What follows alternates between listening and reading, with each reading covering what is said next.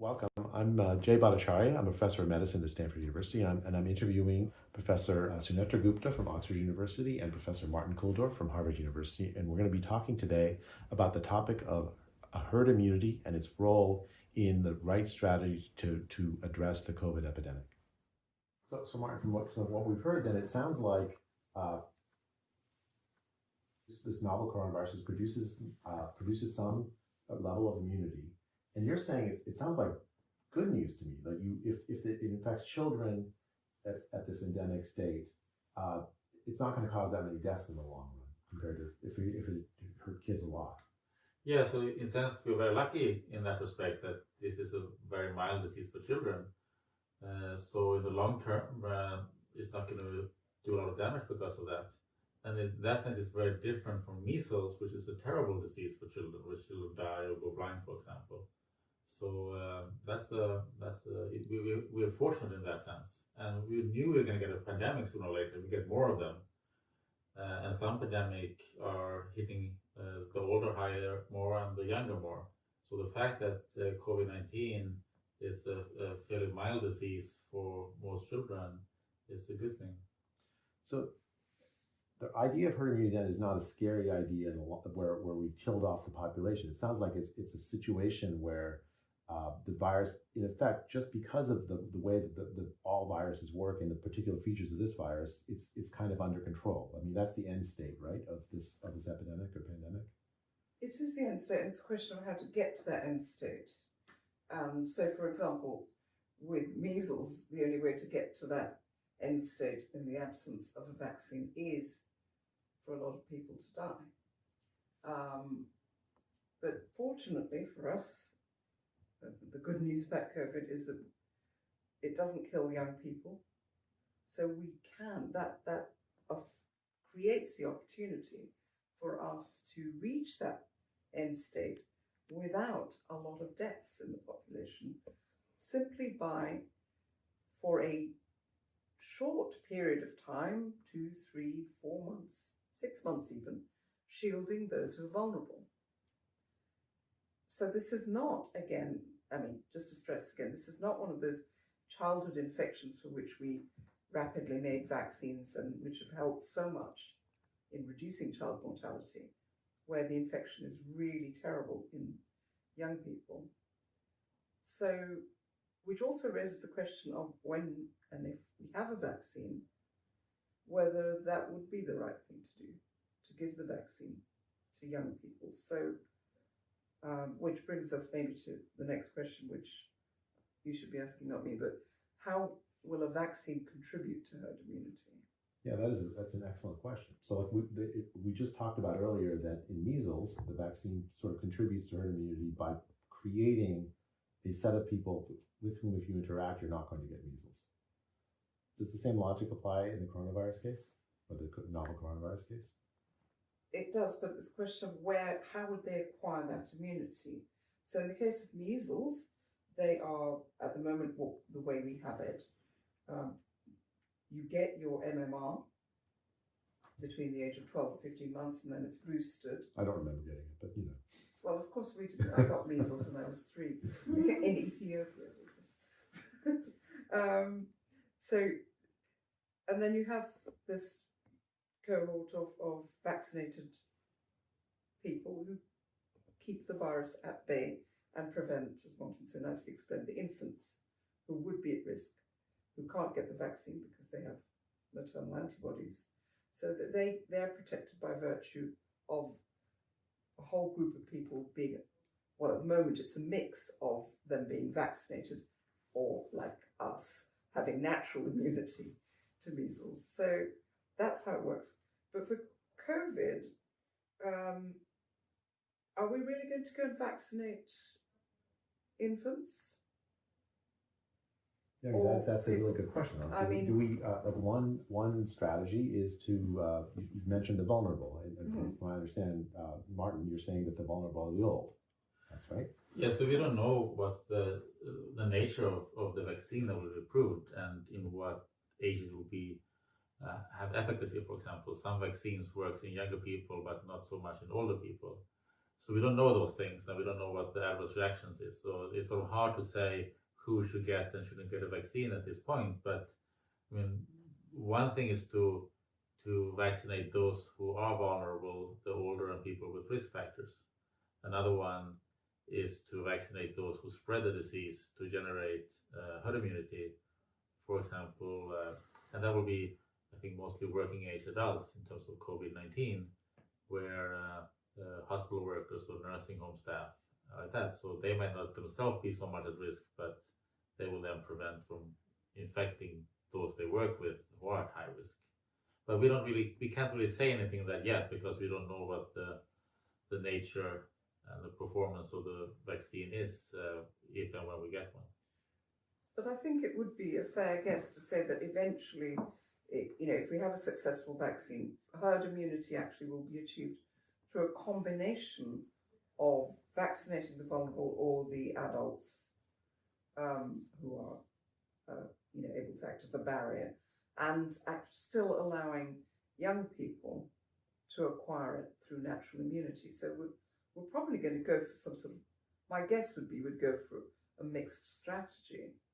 So I think we should be thinking in those terms.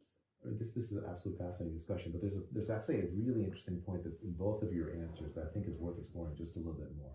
Because you're talking about, when we first started talking about immunity and the spread of disease, we talked about it as if anyone could spread the disease to anyone.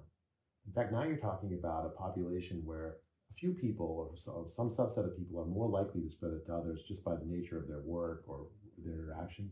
How does that change the picture about immunity? Because it sounds like it really does. So that's the key factor, because some people have many contacts because of their profession. Maybe they are a cab driver or a bus driver, or they work in the supermarket. Other people do other kind of work. They're out in the forest all day, or a farmer. They might not have as many contacts. So in the generation of herd immunity, depending on who gets infected and who are immune, the percentage needed for herd immunity can vary a lot. So, for example, in the COVID-19 strategy, no respectable epidemiologist would claim that the level for herd immunity is X%. Nobody would say that, because it varies depending on who it is that gets immune. So, an older person living at home mostly, if that person gets immune, that doesn't really maybe going to help so much with herd immunity. On the other hand, somebody who's very active, student who is 25 and going to lots of parties and whatever, that person will contribute a lot to herd immunity.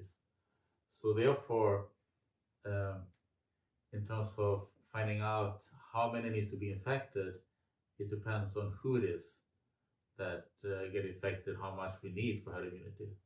And it also depends on geography, because usually in a city people tend to interact with many more people versus in the countryside. So typically you need a higher level in a city to reach herd immunity versus in the countryside.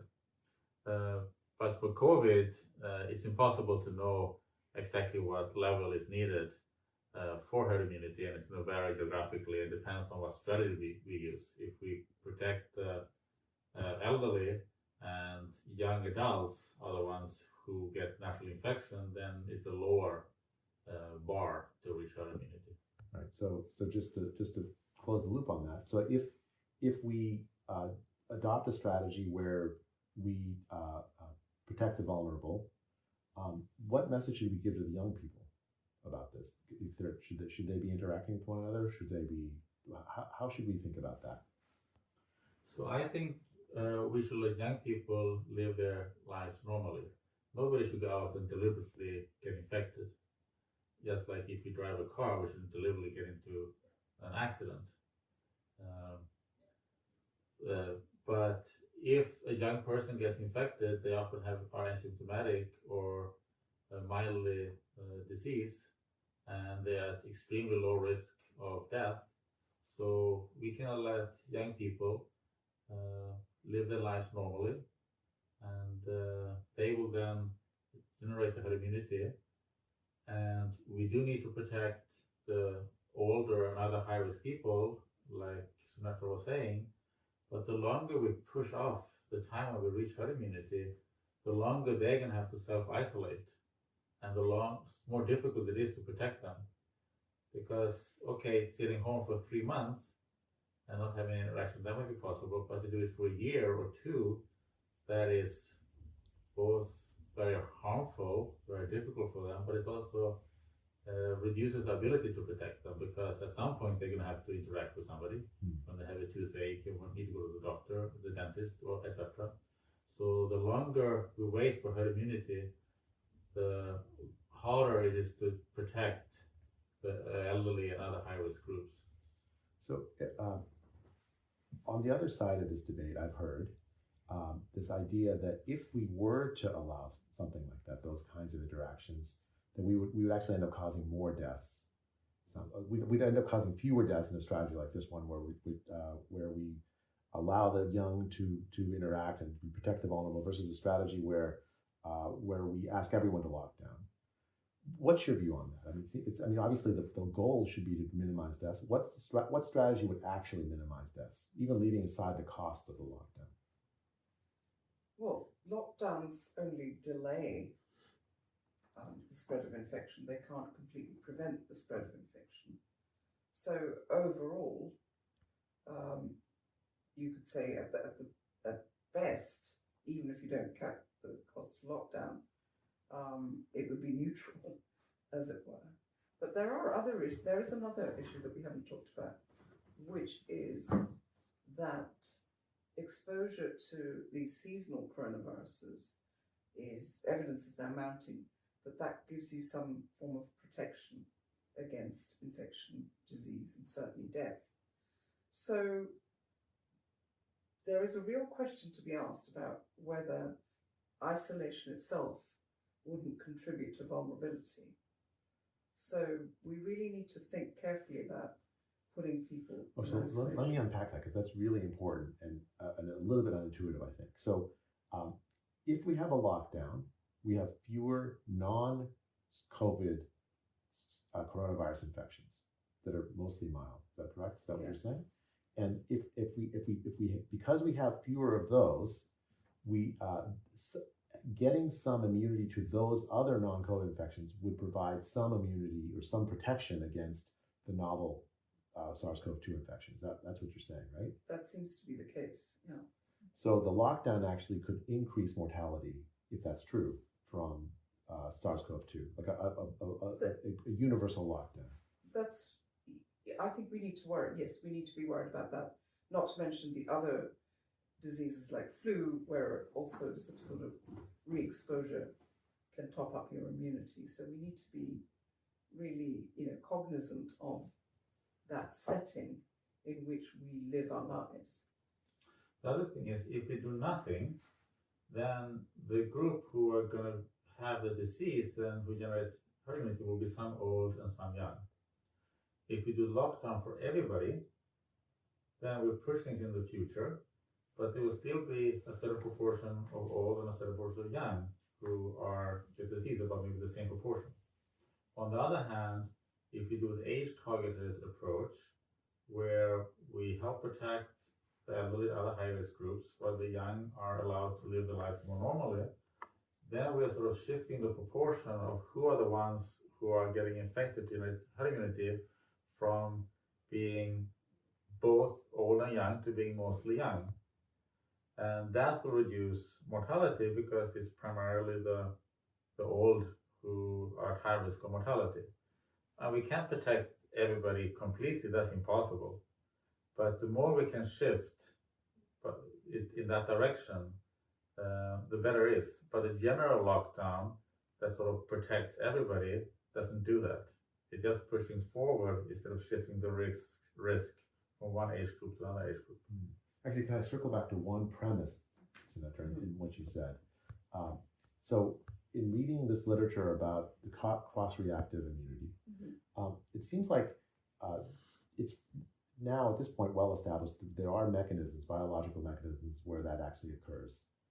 Now, but is what I've seen is some debate over whether it's protective or not protective. So what's your view on that? Yeah, that's precisely the question to ask. Is this, you can observe cross-reactivity, but is it actually functional?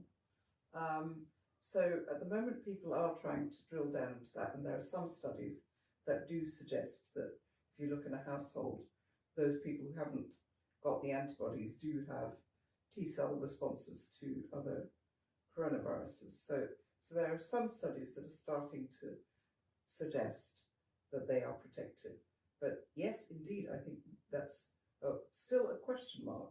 But that's what we should be doing now. We should be focusing on answering these answering these big questions that still hover over some of the very critical components of this system. Interesting. Okay, so but like let's say what's the worst case answer for the age targeted strategy for that question? Let's say the worst case answer would be that you don't have a lot of cross-reactive immunity, right? Is that accurate? So what could be the worst case? Yes, there's very little cross-reactive immunity, and that by recommending that those who are not vulnerable, that they lead normal lives, that you get a huge spike in infections, and we somehow can't keep it from spilling over into the vulnerable population. So that would be the worst case. Absolute worst. But that's a policy decision. That's not the biology of the virus. Because like what does it mean to protect the vulnerable? Like let's say in the United States or in the UK, what does it concretely mean to protect the vulnerable? That is a very important question. So first of all, whether we have cross immunity or not is of course very interesting to know, and it's very important in the sense it will influence how many people will get infected and also mortality. So in that sense, it's a very important question. But if it's what strategy we should use to minimize mortality, it matters much less, because whether we have that cross immunity or not, we should still pursue the age-targeted strategy. In that sense, it's sort of inconsequential in terms of deciding how to approach this pandemic. Now, how do we protect the elderly? We can never do it 100%, but we can do a lot of things. For example, in nursing homes, which is the most vulnerable population,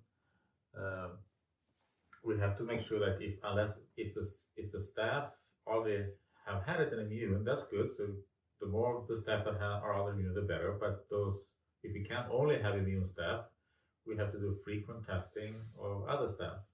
Also visitors who are visiting the parent or grandfather or grandmother or uncle or aunt in the nursing homes, they should be tested before, both to protect the person they visit as well as other nursing home residents.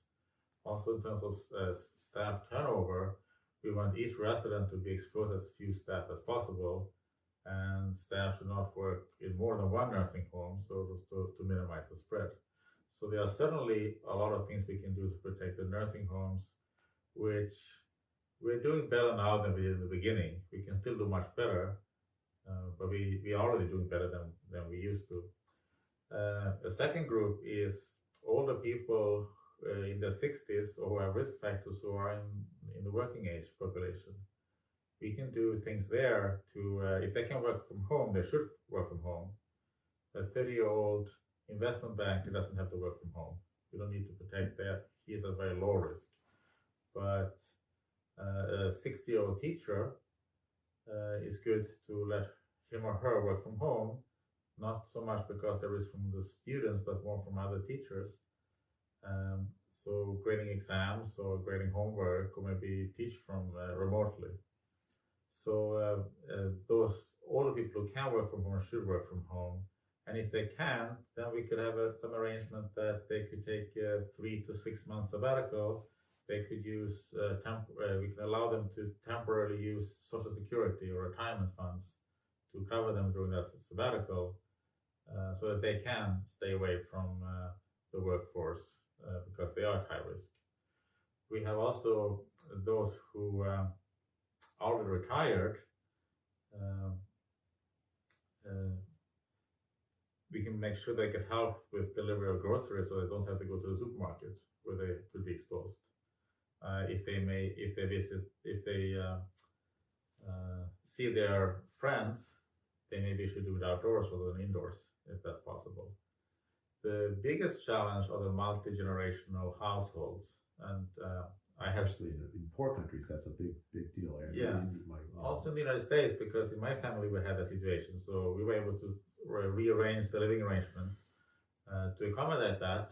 So maybe an older person living with their son or daughter should live with a sibling for a few months.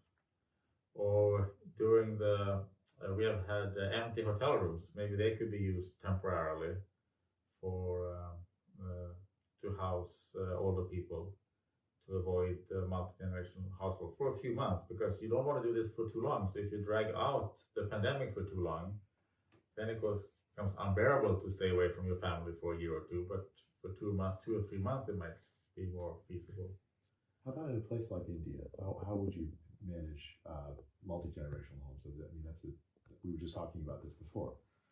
It is a very difficult issue. But I mean, one thing again, but this is again a question mark, we don't really know the extent to which living in a multi-generational home makes you more vulnerable. That is to say that there are some studies indicating that living in the proximity of young children actually bolsters your immunity, such that people in multi-generational homes may not be quite as vulnerable as the isolated 93-year-old woman living in a single-person council house. Again, because there was one study from Stockholm where they looked at the risk of people over 70 and over. And first they compared if you live with somebody who's a working age under 65, a working age adult under 65, versus living with somebody who's above 65 in retirement age. And they did find that there was a higher risk for those who live with working age adults compared to older adults. Then they compared, okay, if you live with a working age adult, what's the additional risk if there's also children in the household? And there were no additional risk from the children. So from that study, and that's only one study, so we have more of these studies. From that study, there's indication that yes, there is an increased risk if you live with working age adults if you're old, but there's no increased risk if you no further risk if you also live with children. And that's sort of in accordance with what you were saying. There's a Scottish study in healthcare workers which shows actually that living with children reduces your risk of getting infected and being hospitalized. Which is consistent with the cross-reactive immunity kind of idea. Yeah. Because children are vectors of other That's right, respiratory viruses. like mild vaccinations. Yeah. So there are all sorts of issues that need to be sorted out, but it is true, there's a huge challenge of how do you shield the vulnerable in certain settings, and but then if you at that point there's only one. I mean, you cannot get away from looking at the costs of lockdown. Yeah. So if you think India, and you're thinking of the costs of lockdown versus trying to shield the elderly, I mean, it has to come down to that. Right. Okay, so the end point I think we've learned is not zero COVID, right? Is that feasible according to both of you? No. Right. So that's not in the set. So what is in the set and what's on the table is this age-targeted strategy where you shield the vulnerable as best you can and let everybody else go, versus a strategy where you wait for a vaccine. And I've heard both of you sort of circle around that strategy as not really feasible in the long run setting, maybe even harmful in the long run setting. Is that accurate? How should we think about the debate between those two strategies? I think those are the two strategies people have in mind in the debate. Well, first of all, I think there should be a debate at all, which there hasn't been.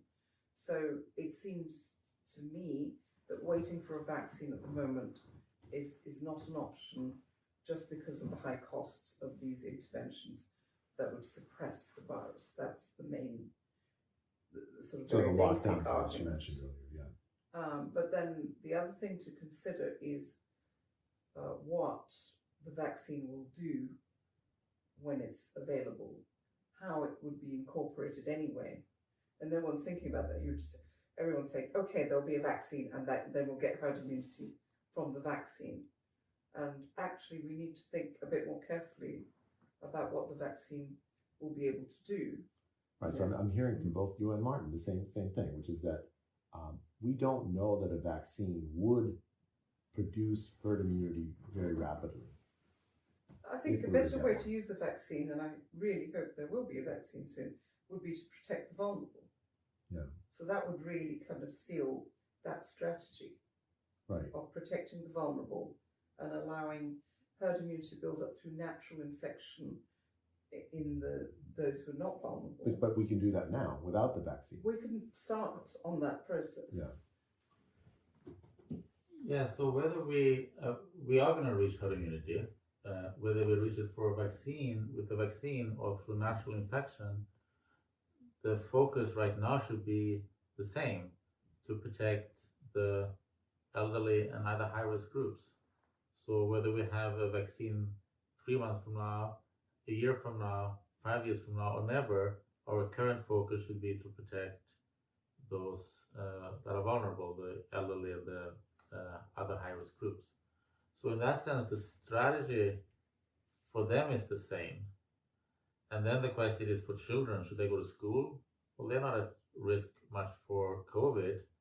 And if they're out of school for 2 weeks or a month, that's not going to make major damage. But we're not talking about more than half a year. And the collateral damage is enormous. And it's not just their education, it's their physical health and mental health. And there's other collateral damage. So whether we have a vaccine very soon or never, I think that the correct strategy is to do the absolutely best we can, and much better than we do now, to protect the elderly and high-risk groups while we let younger people live their lives. And then we'll see who gets first. Does the natural immunity comes first? The immunity from natural infection comes first, or does the vaccine comes first, or a combination of the two? And that's sort of almost impossible to say, because we don't know what level is needed for herd immunity. We don't know what immunity level we have right now. The antibody test will tell us like a lower bound of what it is, but there's immunity beyond that, but we don't know how much beyond that. So we don't know kind of how close we are to herd immunity, and if some places already may have it. And we don't know when the vaccine is coming, if it's coming. So I think the strategy is the same, that we have to protect the elderly while young children and young people need to be let to live their lives normally, because otherwise there are enormous collateral damage. So, I mean, I completely hear you, and I think it sounds like you two are in complete agreement about that point. So let me make one other argument from the other side. The argument sometimes I hear is that if you let young people live their lives, they will pose a risk to the elderly, to the vulnerable. Now, I've heard the argument you're making about the development of population immunity. Is there any force to that counter argument at all? Is that like my son or daughter gets infected, they interact with my mom, who's 80, they pass the disease to her. Right? That's I think the intuitive force of the counter argument. How would you answer that? Well, I mean, that is of course the reason why we've been thinking about this problem at all, now that we know that the risks to children under 20 people under 20 is so low. And so it seems that if the choice is between your children not seeing your mother for 3 months, or taking a test and then going through all the hygiene procedures and social distancing and seeing her from a distance or maybe outside, all of that seems to be easier to achieve or cause less harm than your children not going to school or totally self-isolating for Right. in order to be able to visit your mother. So this is it's a comparison of risks and costs on both sides of this policy. It's not simply we're exposing everybody to the virus and acting irresponsibly, right? Is that a right characterization?